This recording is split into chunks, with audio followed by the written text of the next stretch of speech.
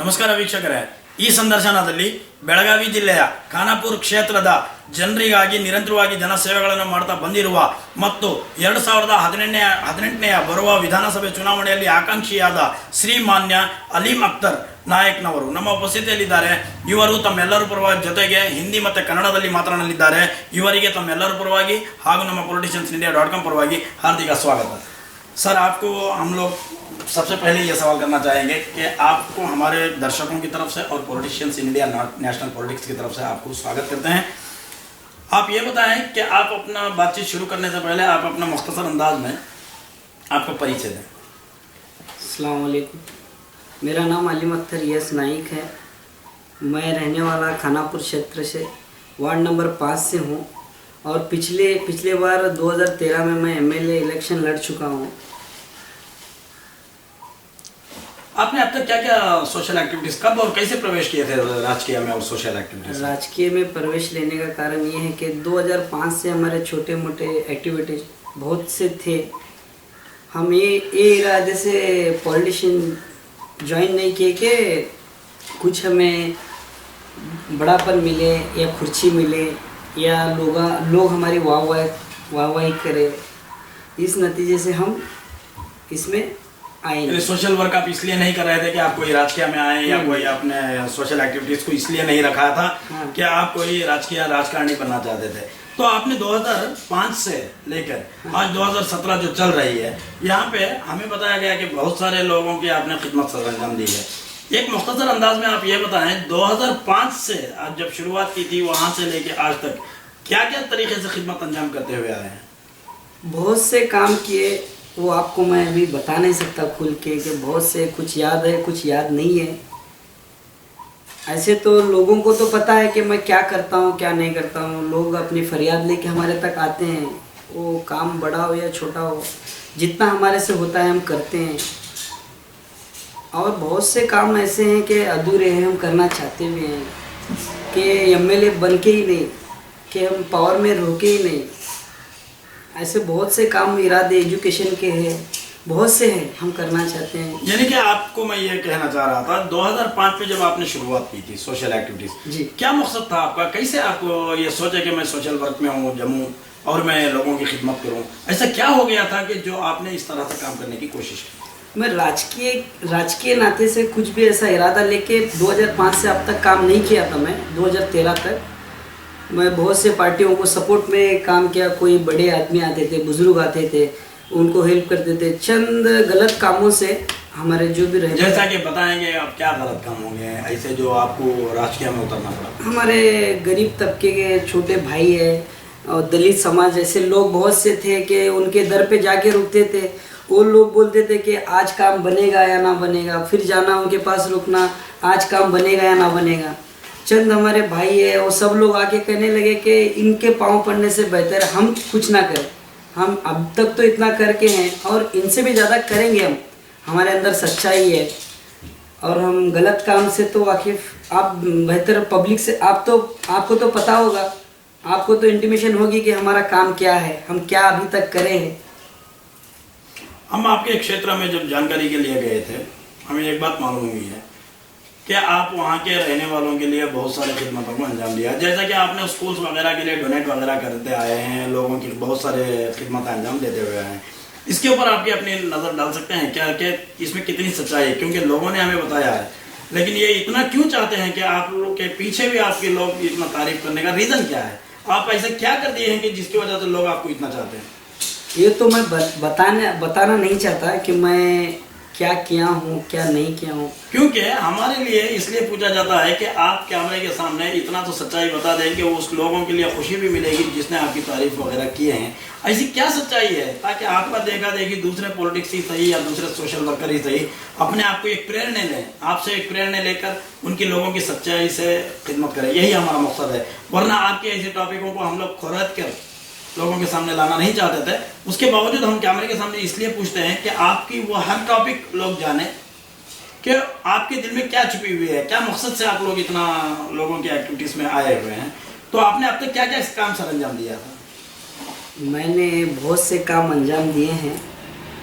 जैसे बहुत से है, मैं वो बताना उदाहरण के तौर पे एक दो नहीं दिन बताना हमारे नहीं लिए- चाहता, फिर बता के दिल को मेरे ठेस पहुंचाना नहीं, यहाँ पे चाहता हूं। आपके दिल को ठेस पहुंचाना नहीं है होता है। नहीं नहीं, तो मेरे दिल की खुशी के लिए मैं जो भी काम करता हूँ मेरे दिल की खुशी के लिए, चैन और सुकून के लिए करता अच्छा हूँ। ठीक है, हमारे तरफ से ही एक सवाल आपको पूछा जाएगा जो यहाँ आप हाँ में ना में जो तो जवाब दे सकते हैं।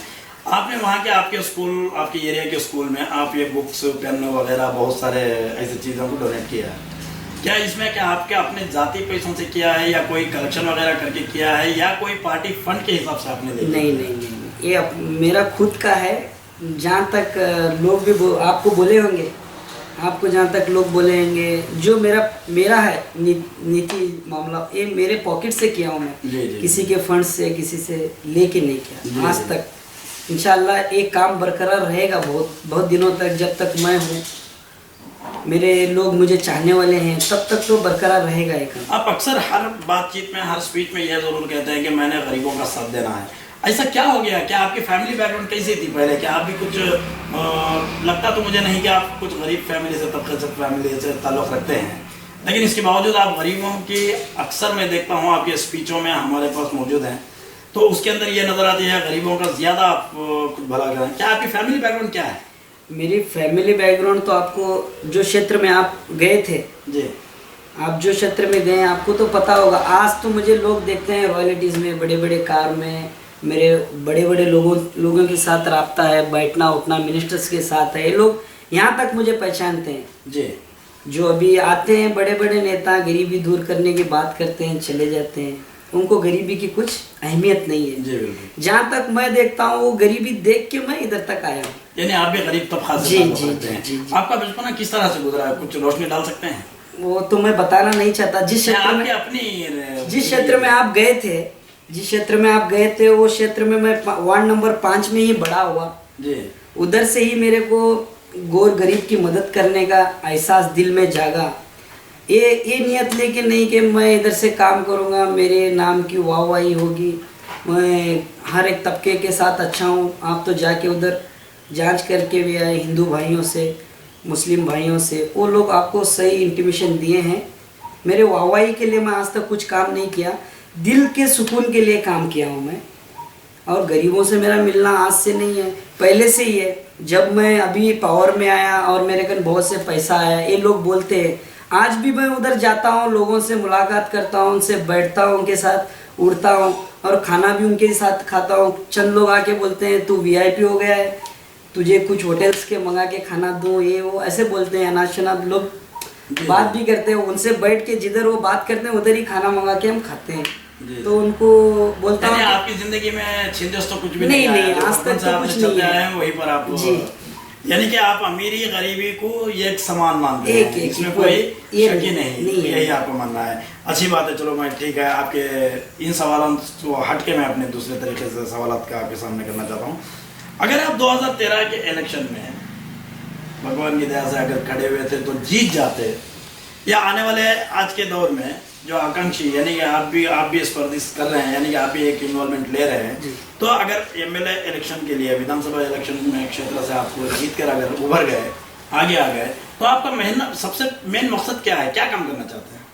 लोग मुझे आके बोलते हैं कि तू एमएलए बनेगा तो पैसे वाला होगा, तू पैसे हम पे खर्चा करेगा क्या, खुद रख के लेगा क्या, अपने लिए कुछ बनाएगा, ऐसे बोलते हैं। मेरा तो इरादा ये है, एजुकेशन में जो एजुकेशन के मुद्दे हैं, हमारे गैर मुस्लिम हो, मुस्लिम भाई हो, जो भी है, नीचे तबके के हो, दलित समाज के लोग हैं, उनको एजुकेशन नहीं मिल रही है। फर्स्ट फ्रैंक मैं बता रहा हूँ, उनके घर घर तक एजुकेशन के लिए बात करना, उनको अच्छे से अच्छे हायर कॉलेजेस कम पैसों में प्रोवाइड करना, कम पैसों में। हमारे इधर चंद कॉलेजेस है, चंद स्कूल्स है, डोनेशन है, हमारा गरीब तबका उधर तक जा नहीं सकता, इसीलिए गवर्नमेंट स्कूल में डाल रहे हैं। गवर्नमेंट स्कूल क्या बोलती है, आपको हम सर हायर नहीं कर रहे, या मैथ्स टीचर हो, या इंग्लिश टीचर हो, या उर्दू टीचर हो, या मराठी टीचर हो, हायर नहीं कर रहे। बोल रहे हैं कि कोटा नहीं है, कहाँ से लाऊं। पहले हम जब सीखते थे उर्दू स्कूल, मेरी उर्दू स्कूल, तब 16 टीचर्स थे, अब हो गए हैं 5।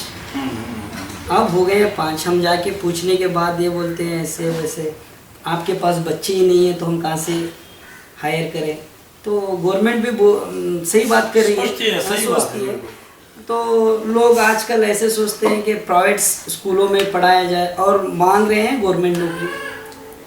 जी जी जी। ऐसे हो रहा है, इसीलिए हम एजुकेशन का एक मुद्दा है और रोज़गार का मुद्दा है। बहुत से ऐसे मुद्दे मेरे दिल में है, मैं अगर मैं पावर में हूँ या ना हूँ वो करने की जुम्मे है हमारे। क्षमता तो रखते हैं। रखते हैं जी। चाहे वो कौन से भी तबके से हो, इंशाल्लाह हम करके दिखाएंगे। जी, बहुत अच्छी बात है। आपके विचार हम लोग अगर सुनेंगे तो यहाँ पे आपने सबसे पहली बात, अक्सर हम लोग के पॉलिटिशियंस राजकीय के पास जाते हैं तो वो राजकारण ये कहते हैं कि हम लोग राष्ट्रों का दुरुस्त करना है, यानी हमारे राष्ट्रों को सही करना है, पानी को ये करना है, ये सारे के सारे यही अक्सर बात करते थे। आपने पहले इंसान है हमारे साथ में बैठे, सबसे पहले एजुकेशन की अहमियत देना है। हमें politicians India dot com national projects के तरफ से भी आपको एक सलाम करते हैं, क्योंकि हमारे लिए एजुकेशन बहुत इंपॉर्टेंट है। बेशक। तो हमारे बच्चों के लिए फ्यूचर भविष्य के लिए यानी कि वो डेवलपमेंट आना चाहें तो सबसे पहले एजुकेशन है। इसके बावजूद आपके एरिया में, आपके वार्ड्स में सही या आपके क्षेत्र में ही सही, रास्ते रोड्स कैसे हैं, क्या वहाँ पे पानी की सहूलत कैसी है, क्या वहाँ पे कुछ कमी है, क्या उसके लिए भी आप कुछ करना चाहते हैं या सिर्फ एजुकेशन के लिए टॉपिक को ख़त्म करना चाहते हैं? नहीं, देखो, जब मैं कारपोरेटर बनूं या एमएलए बनूं तो उसका फर्ज होता है कि रोड और पानी का मुद्दा दो ही रहता है। जी। हर गली में, हर जगह पे मुद्दे क्या रहते हैं? रोड, पानी और इलेक्ट्रिसिटी। हर कोई कहता है, और कोई करता भी है। चंद लोग नहीं करते, उनकी निजी मामले हैं, हम वो नहीं बता सकते, किसी को दोष देके फायदा नहीं है हमें। जी। आप हमारे क्षेत्र में गए हैं, वार्ड नंबर 5 में हो, 9 में हो, ऐसे बहुत से जगह आप जाके आए हैं। अल्लाह का करम, उधर पे काम बहुत अच्छा बना है। गैर मुस्लिम भाइयों के उधर पानी के तो टैंक लगा के रखे हैं। हम फाइट करके, हमारे जो कारपोरेट रूलिंग है उनसे बातचीत करके और खुद मैं फाइट करके उधर पे पानी के टंकी लाइन से लगाया हूँ। आप वो जाके देख चुके हैं। जी जी। कल ही हमारे वहाँ के एक काउंसलर से मुलाकात हुई थी, वार्ड नंबर 5 के। उन्होंने भी बताया कि यहाँ पे पानी की बहुत सारी किल्लतें थी। हमने एक पंप सेट वगैरह बनवाया है, वहाँ पे पानी वगैरह सप्लाई किया है, आज कुछ हद तक डेवलपमेंट आया है। तो उन्होंने बता रहे थे 2013 से इलेक्शन से पहले हमने जब देखा था यहाँ पे रास्ते सही नहीं थे, पानी की और गंदगी। सबसे पहले बात उन्होंने बताया कि वहाँ पे नालियाँ ब्लॉक हो चुकी थी। कल का हमारा वीडियो भी आप देख सकते हैं, कल जो अपलोड हुआ है ऑलरेडी, उसमें भी कारपोरेटर ने कहा कि वहाँ के गंदगी वहाँ पर टिक रही थी। वहाँ के लोगों ने सबसे पहले उनको कहा कि इस गंदगी को हमें बाहर निकालना। तो उन्होंने बहुत दूर तक एक पाइपलाइन के जरिए उस गंदगी के गंदे पानी को उन्होंने सप्लाई करते हुए बाहर पहुँचा दिया। और दूसरा, पानी की किल्लत बहुत थी वहाँ पे एक टंकियों की वजह से। यानी बहुत सारे कामकाज आज हुए हैं वार्ड नंबर 5 के अंदर, जो खानापुर के क्षेत्र में आपके। लेकिन आप भी सारे क्षेत्र की हालत क्या है आज, जो आप अपने वार्ड नंबर 5 की बात मैं आपको नहीं कर रहा, सारे क्षेत्र की बात कर रहा हूँ। वार्ड नंबर 5 की ऐसी नहीं बात कर रहा हूँ मैं तो कारपोरेटर नहीं हूँ। अक्सर हर जगह जाके मैं राउंड अप करता हूँ। कुछ भी उधर दिखा मेरे को, कम ज़्यादा दिखा तो वार्ड के मेंबर को कॉल करके पूछता हूँ, कारपोरेटर को, भाई इधर पे काम सही नहीं चल रहा, वो हिंदू हो या मुस्लिम हो, कौन से भी एरिया में मैं जाके रुकता हूँ, देखता हूँ। और औरत लोगों को अगर पानी की किल्लत हो रही है तो उनको बोलता हूँ कि इधर पे पानी नहीं है, टैंक तो भिजवा दो। चीफ ऑफिसर बोलते हैं, भिजवा देते हैं, हमारे बात को इज्जत दे के काम भी करते हैं। तो इस तरह से आप लोग। अच्छा, वहाँ के खरियों की हालत क्या है?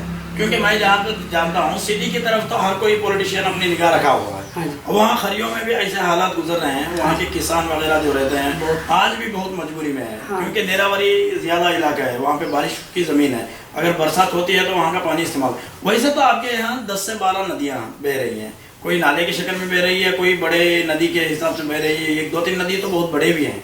तो उसके बावजूद अदर क्षेत्र को, अदर रियासत को, अदर डिस्ट्रिक्टों को आप लोगों का पानी मुहैया होता है, लेकिन वहाँ के रहने वालों के लिए आज तक कोई पॉलिटिशियन ने कुछ कदम नहीं उठाया। तो आपका क्या मकसद है वहाँ पे? क्या आपने नज़र डाली है? हाँ, डाली है और पीआई भी डाली है। हम पिछले बार गए थे उधर मिलने के लिए, तो चंद करियों में मिला मैं उधर।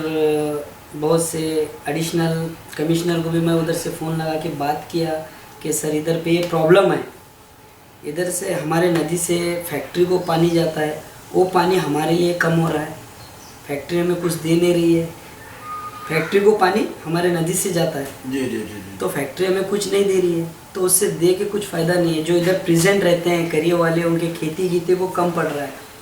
और अक्सर लोग आते हैं एमएलए एमपीस बनते हैं, बोलते हैं फलाना मैं ये करूँगा फलाना वो करूँगा। आपको तो जाहिर है मालूम है कि जाके आप देख के आए, सब जगह घूम के आए, क्या हालत है। मैं बताने से तो रहेगा, आप खुद देख के आए, आंखों देखा काम आप देख के आए। इंशाल्लाह आने वाले दिनों में मैं बनूँ या ना बनूँ, ना मेरा पब्लिक साथ दे ना दे, मुझे चाहती है ना चाहती ये नहीं, मेरा एक इरादा है कि पूरे खानापुर तालुके को दुल्हन सर का सजाना है हमें। जी जी जी। हर जगह जिधर दलित समाज के लोग हैं उन्हें लाइट की किल्लत है, वो लाइट इलेक्ट्रिक पावर को वो भी काम कर अभी जारी है, जारी है, प्रेजेंट चल रहा है काम। अल्लाह करे वो भी हो जाए। अल्लाह ने हमें इतनी भी ताकत दी है कि एमएलए बन के ही नहीं, आप देख तो रहे हैं, हाँ आप तो देख रहे हैं, आप मेरे तक बेंगलुरु या दिल्ली से इधर आए हैं, आपको तो पता होगा कि क्या हूँ मैं। अच्छा, तो एक बात आपको मैं पहले भी आपके इंट्रोडक्शन में मैंने बताया था, आपके घर पे जो भी आता है वो खाली हाथ नहीं जाता। ये सबसे बड़ा लोगो है, क्लोक है वहाँ पे। हाँ। आपके ये जो क्षेत्र में बड़ा क्लोक बना के लोगों ने बता रहे हैं। जब भी किसी के पास आपके एड्रेस हम लोग पूछने गए थे तो आपको एक छोटे मोटे दानी के हिसाब से वो जानते हैं, दानी के नाम से, यानी कि वो अपने आप में आपको दानी मानते हैं। ऐसे हालात में आज भी नहीं बल्कि कल भी सही, आप कोई और परेशान हाल में आपके पास जो भी शख्स आता है, क्या उनके लिए आपके दरवाजे खुले हैं? क्या उनके लिए क्या करना चाहेंगे आप? किस तरह से? मैं उतना तो बोलना नहीं चाहता, उस खुदा के सामने हमारी हम चीज़ ही नहीं है छोटे मोटे मसले लेके आते हैं लोग। अल्लाह मेरा दरवाज़ा खुला है तो हम कुछ ना कुछ करते हैं, फूल ने फूल की पकड़ी मदद। हमारे इस वीडियो के मुताबिक उन लोगों के लिए कुछ मैसेज देना चाहेंगे जो ऐसे भटक रहे हैं, बहुत सारे साथ नहीं मिलने की वजह से इधर उधर भटक रहे हैं। हो सकता है ऐसे लोगों को हमारे ये वीडियो पहुंच जाए और उनकी ये खबर आप तक पहुंच जाए और आपके पास वो आ जाए। ऐसे लोगों के लिए कुछ मैसेज देना चाहेंगे जो हमारे कैमरे के मुताबिक, जो क्या कैमरे की तरफ जरा जोर की आवाज़ में आप बताना चाहेंगे? उन लोगों से मेरा एक कहना है कि कभी भी आप जो भी मसला हो, आपका नीति कुछ भी हो मसला लेके मेरे तक आ सकते हैं, हम उसे फेस करके जितना हो सके हम फेस करेंगे, फेस करके। हाँ इंशाल्लाह। अब तक तो किए हैं, हाँ सोल्यूशन तो निकालना ही है, एक रहबर बनाया ही है खुदा इसलिए कि किसी का सोल्यूशन करे। मैं आपको एक जाती सवाल करना चाहता हूँ। जी बोलिए। वो ये है कि अक्सर हर पॉलिटिशियन कहता है जीतने से पहले, हाँ जी, कि मेरे दरवाजे हमेशा के लिए खुले हैं, मेरे दरवाजे हमेशा के लिए खुले हैं। हाँ जिंदगी भर के लिए तो खुले ही रहते हैं, लेकिन कामकाज के लिए बंद हो जाते हैं जब वो इख्तिदार पे आ जाते हैं। जी मैं आपको पहले ही बता चुका हूँ कि मैं रूलिंग में हूँ ना हूँ। 2005 से मेरा चिट्टा आपके हाथ में है, आप देख सकते हो ना, बनूँ या ना बनूँ, या टिकट मेरे को पार्टी से मिले या ना मिले, मैं काम ये बरकरार रखने वाला। और जो गरीब तबका है उनसे जाके मीट होके उनके क्वेश्चन जो भी लेके उनका आंसर दे के उनका जो भी है सॉल्व करना है मैं करूँगा इंशाल्लाह। अभी भी करता हूँ, क़यामत तक करूँगा। बहुत अच्छी बात आपने कही कि भगवान से हम भी यही प्रार्थना करते हैं, अल्लाह से हम यही दुआ करते हैं, ईश्वर से भी हम यही अपने दिलो दिमाग में भी ये ख्यालात रखते बैठते हैं। आप जैसे लोग आगे आएँ और आगे आने के बाद अपने इस बात को ना भूलें जो हमसे कहा गया है, जो हमारे वीडियो के सामने आप लोग जो कहते हैं इसको बाकायदगी से, इसको पूरे तौर से अंजाम दें। आप जब इख्तिदार में आ जाएं, अक्सर लोग इख्तिदार को आने से पहले तो बहुत कुछ कहते हैं, आने के बाद तो बहुत कुछ भी नहीं करते। ऐसे हालात तो हम लोग तो बहुत सारे देखे हैं। ऐसा नहीं कि सारे पॉलिटिशियन यही करते हैं, लेकिन चंद लोगों की वजह से सारे पॉलिटिकल कैरियर में रहने वालों के लिए भी शर्मिंदगी की बात होती है। तो हम लोग अल्लाह से दुआ भी करते हैं आप अपने दिलों को इसी तरह से बरकरार रखते हुए और ज़्यादा से ज़्यादा आप लोगों की खिदमत करते जाएं। आने वाले चुनाव में आप जैसे एजुकेटेड और यंगेस्ट की हमारे लिए ज़रूरत है।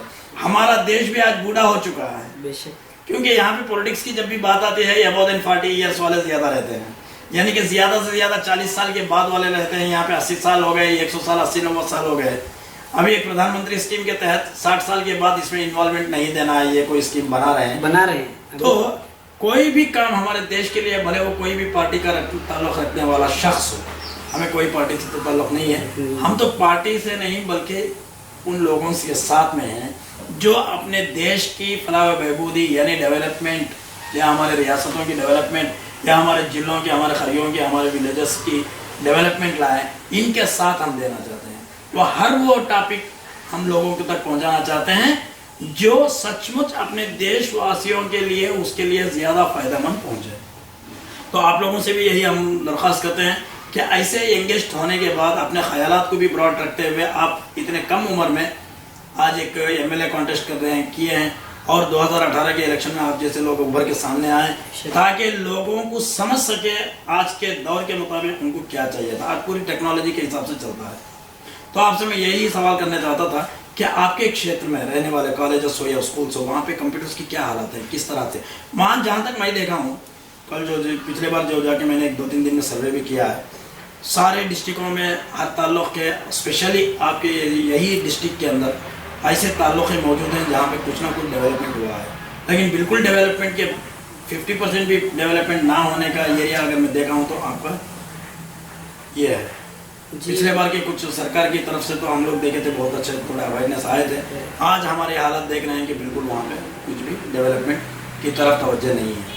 क्या आप क्या कहना चाहेंगे? ऐसे सब लोग अपने जो भी एमएलए बनते हैं उधर पे सब लोग अपने नाम के लिए काम कर रहे हैं। जिसका हक जिसको चाहिए, जो क्षेत्र के अंदर है, उधर तक जाके कोई मिल नहीं रहा है उन्हें।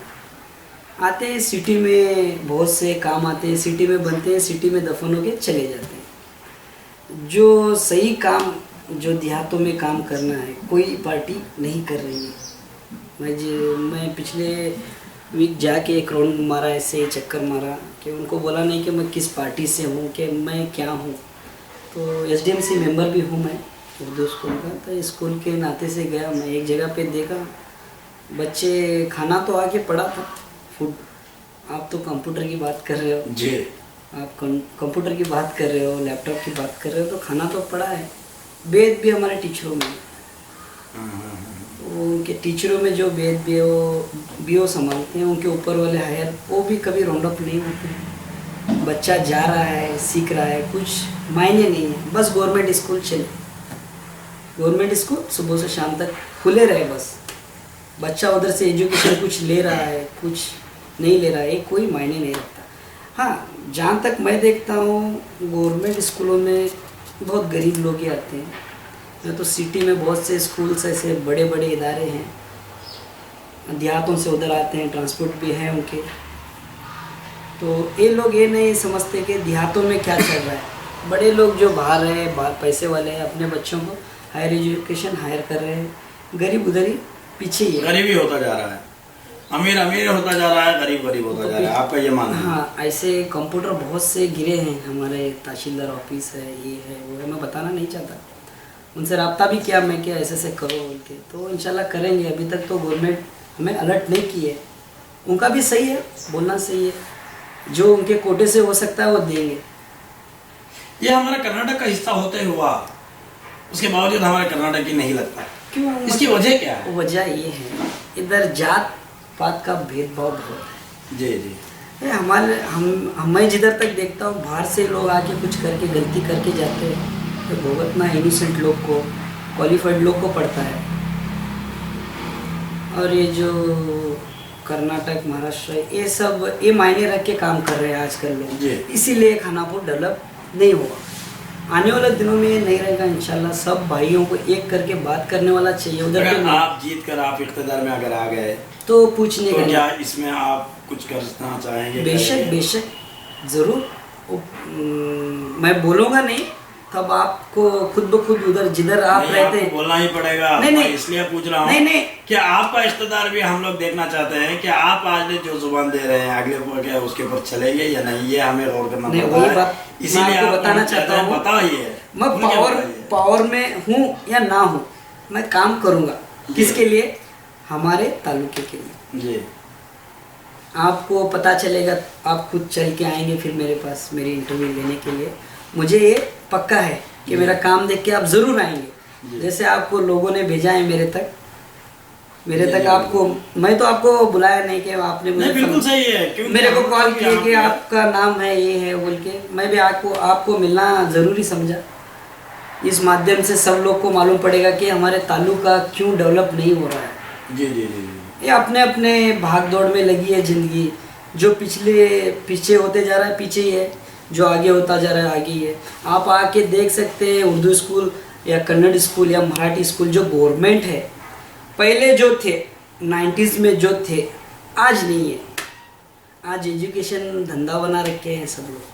जी बिल्कुल सही कहा आपने। बिजनेस बना रखे। एजुकेशन एक शॉपिंग मॉल हो चुका है, हॉस्पिटल से एक शॉपिंग मॉल हो चुके हैं आज के दौर में। और अगर डॉक्टर्स को देखेंगे तो वो भी अपनी फीस इतने बढ़ाए हुए हैं कि यहाँ तक कि वो गेट के अंदर एंट्रेंस से लेके वापस लड़का या कोई पेशेंट बाहर जाने तक उसकी हालत तो यहाँ पे सुधारने के लिए आता है, उसकी फाइनेंशियली हालत और उसके सारे घर वालों को बीमार करते हुए लेके जाता है। एक किस्सा ऐसा, ये हालत हो रही है। एक किस्सा रिसेंटली हो गया गवर्नमेंट हॉस्पिटल का। एक बंदा था जिसके पास पैसे थे ना नहीं थे, मेरे को बाद में मालूम पड़ा कि ऐसा हादसा हो गया। अल्लाह माफ़ करे, अल्लाह मेरे से वो काम नहीं लेना चाहता था, मैं जानता नहीं, मैं गांव से बाहर था। एक गैर मुस्लिम का था कि वो बच्चा मर गया। हालांकि हमारी एम्बुलेंस गई थी, खुद एम्बुलेंस लेके गई थी, तो वो लोग बताए नहीं क्या है बोल के। वो बताते तो हम किधर भी कोशिश करते थे, इलाज करवाते थे। वो बाद में मालूम पड़ा, बाद में मैं जाने के बाद में वो बोलने लगे मैं नहीं था, तू नहीं था। बाद में बहस करके काम तो मिट गया, बहस करके क्या फ़ायदा है। लोगों ने मुझे उधर बुलवाया फ़ोन करके, अली में किधर भी है थोड़ा आके जाओ 10 मिनट। तो मेरे को बहुत ख़राब लगा। ये जो हमारे लोग हैं जो लीडरशिप में है, जो भी है, पहले इस काम पे फोकस दो। अपने तो तामीरी काम अपना बना रहे हैं, सेकेंडरी है। जी बिल्कुल। आप जो काम के लिए बने हैं, जो सिलसिले से आप बने हैं, गरीब तुम्हें वोट दे के इधर तक लाया है, उसका मुकम्मल हक तुम दो। जी मेरा कहना ये है। आप रूलिंग में रह के काम कर सकते हैं, पावर में रह के काम कर सकते हैं, ये निगलेक्ट है, कुछ नहीं। लेकिन यहाँ पे रूलिंग पे हो या इक़्तिदार पे आ जाने के बाद काम जो आसानी से कर सकते हैं, ये ना रहने की वजह से थोड़ी मुश्किल भी है। हाँ, पावर में है, जब उनको मालूम होता है कि आदमी करप्ट नहीं है। अब आप देखिए, आपका पावर नहीं है तो आप जिस पावर के पास हैं उनके पास ले जाकर देख के काम करवाना पड़ता है। जब खुद आपकी हुकूमत मिल जाए, आपकी एक गवर्नमेंट आ जाए या तो माशाल्लाह यात्रा की खुद आपके हाथ में आ जाती है, तो आप बिंदास कभी भी कुछ फोन भी पे काम हो जाता है। आज अल्लाह मेरे को एक काम दिया है, कल उससे थोड़ा बढ़ा देगा, गारंटी मुझे है। बहुत खुशी है। लेकिन आपकी बातों से एक बात हमें सामने आई है, आपने एक जिक्र कर दिया कि इसमें एम्बुलेंस आपका था, तो कितने एम्बुलेंस आप ऐसे छोड़े हुए हैं, ये थोड़ा हमारे दर्शकों को बताना चाहेंगे? एम्बुलेंस में ये भी बताना नहीं चाहता कि एम्बुलेंस है। मैं एक दफ़ा उधर एक्सीडेंट हुआ था जी, जिधर एक हमारा एक गांव है, उधर से मैं गुजर रहा था, एक्सीडेंट हो गया। एक्सीडेंट होने के बाद गवर्नमेंट की सहूलत की वजह से या किसी दिक्कत की वजह से एम्बुलेंस नहीं पहुंची। उधर भी तीन बॉडी थी, बेलगाम लाना था हमारे गांव से। बेलगाम 25 किलोमीटर है, तो एक ही एम्बुलेंस आ गई। फिर एक है, वो भी आ गए। तो मैं देखा उधर भी आदमी लोग कम्युनल राइट्स ला रहे हैं, एक्सीडेंट में भी जात भेदभाव ला रहे हैं। इसीलिए छोटी मोटी हमारी एम्बुलेंस चलती है उधर, और कुछ नहीं बस। तो आपके एक है, अल्लाह का करम है। मैं इतना तो कह नहीं सकता कि मैं बहुत कुछ बनाऊंगा, जो मेरा है हक का किसी का लेके नहीं, वो थोड़ा बहुत किया उसके मेंटेनेंस कैसे करेंगे? आप क्या कर रहे हैं? उसके मेंटेनेंस आप मैं कर रहे हैं या कोई कमेटी बना के? नहीं, मैं ही करता हूँ। ऐसे और कुछ खिदमत के लिए आपने हमारे जमात भी है, हमारी जमात हमें साथ बहुत देती है। नहीं, जिस तरह से एक एम्बुलेंस की जिक्र आपने अनएक्सपेक्टेडली कह दी, तो उसी टॉपिक को हमने पूछ लिया। इसी तरह से और कोई चीज़ें ऐसा लोगों की खातिर छोड़े हैं आप, जो एक एम्बुलेंस हो या स्कूल हो या टीचर्स हो या मेरा स्कूल के ऐसे कुछ? मेरे बुजुर्ग जो बोलते हैं दिखा के काम, लेकिन आप दिखा के काम ना करें। बहरहाल आपको ये लोगों तक पहुंचाना हमारा फरीजा है। देखो, आपने अपने इख्तिदार के हिसाब से बात कर दी, लेकिन हमारा भी एक मकसद होता है कि आप लोगों की सच्चाई को लोगों तक पहुंचाएं। देखो, हमारा काम है ये। आपको मैं जानता नहीं, इससे पहले तो आप नहीं जानते थे, तो अल्लाह आपको मिलाना चाहता था, लोगों के जरिए मेरे चर्चे थे। तो इसका मतलब ये तो सही है कि अल्लाह ताला ने हमें आपके पास भेजा, या आप भी मान रहे हैं, तो हमारे से खुल के बात करिएगा कि आपने क्या क्या खिदमत अंजाम दी है। मेरा भगवान ये सब सच जानता है कि मैं बहुत से काम किया हूँ, बता के कैमरे के सामने जाहिर करना नहीं चाहता हूँ। तो चलो ठीक है, और इससे ज़्यादा तो हम लोग आपसे कुछ भी बात नहीं कर पाएंगे, क्योंकि एक बात ऐसी है, अगर मैं इब्तिदा में या पावर में आऊँगा, इंशाल्लाह पहले एजुकेशन गरीब तबके को हायर एजुकेशन देने की जुम्मे में सबसे पहले वो आपका एक मकसद बना के और हमारे जवान तबके के हिंदू, दलित, मुस्लिम, क्रिश्चियन से बहुत से भाई है जो और घूमते हैं, उनके लिए रोज़गार लाऊंगा। ये इरादा है। मैं भी उस फील्ड से ही आगे आए आगे आया हूँ, देखा हूँ बहुत से लोग उधर ही बैठ के उधर ही है, जी। एजुकेशन करके भी उधर ही है। तो मैं कहना चाहता हूँ कि मैं पावर में आऊँ या ना आऊँ, तो मेरा काम जारी रहेगा। हमारी हुकूमत से मेरी अपील है कि ऐसे जगह पे आप ऐसे वर्कर भेजो कि वो कुछ आपका नाम बने, जी जी हुकूमत का नाम बने, जी जी जी। कर्नाटक हुकूमत का नाम बने। हाँ। ऐसे वर्कर चुन के दो, हम भी उनके पीछे हैं। इंशाल्लाह हम काम ज़रूर करेंगे। यानी आप सबसे पहले एजुकेशन और यहाँ के रोजगार। निरुद्योगी जो कहते हैं, जो बेरोजगार लोगों के लिए रोजगारी लाना चाहते हैं, सबसे पहले ये मकसद है आपका। बेशक। और डेवलपमेंट में हारिया में रहने वालों के लिए रास्ते बहुत हो से या रास्ते, पानी हो, या बस ज़राअत हो, के लिए डॉक्टर बहुत सारे कर्नाटक बरगाला जो कहते हैं, कर्नाटक के अंदर जो हमारे इधर अभी जो हासिल है, जो परेशानी चल रही है, इसके तहत आपके उस वार्ड पर भी, यानी उस क्षेत्र में भी, आपके उस क्षेत्र में बहुत सारी तकलीफ़ों का सामना वहाँ के रहने वाले रैयत भी कर रहे हैं। तो उन किसानों के लिए आप क्या करना चाहते हैं, क्या तरीके से उनके हाल को, मसाइल को हल करना चाहते हैं?